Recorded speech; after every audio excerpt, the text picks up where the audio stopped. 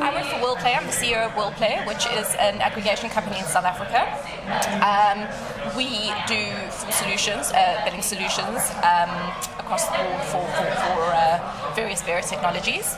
And we were one of the founding members of WASPA. Fraud has evolved. You know, when it first started out, clickjacking was an issue, MNO fraud was an issue, and those, of course, were sort of easier to block. By deploying certain headers, they were easier to block, easier to monitor. And as time's gone on, with the introduction of the smartphone, fraud's evolved, specifically malware. I think the South African market has its fair share across the board of various types of fraud. I don't think there's ever a proof solution, but in order to mitigate fraud, we've put certain basic policies in place for anyone dealing with or billing through direct carrier billing, should I say. So if you have a direct connection with the mobile network operators in South Africa, you have to have a WASPA membership. Now, WASPA was set up, I think, in 2002, I could be wrong, could be 2004, as an industry body to protect the longevity of the industry.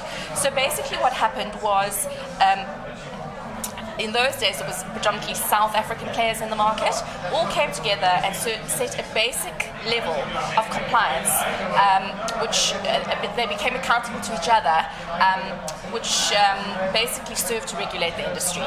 And non-compliance to that particular policy meant that you were liable for a fine of some sort, which was decided by an independent aggregator. Now, obviously the industry's grown, we have a lot of international players in the market, and I think that in the past it worked better. Being smaller, you were accountable to each other. As it grew, it became a little bit harder to manage.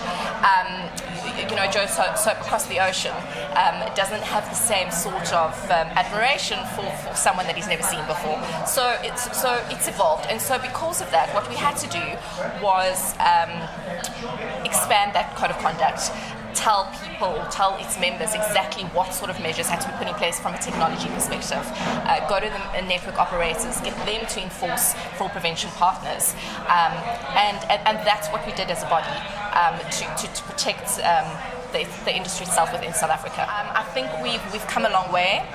I can definitely see a decline this year specifically because everyone's starting to take responsibility, because we're all responsible in a way, from ad network to the billing partner.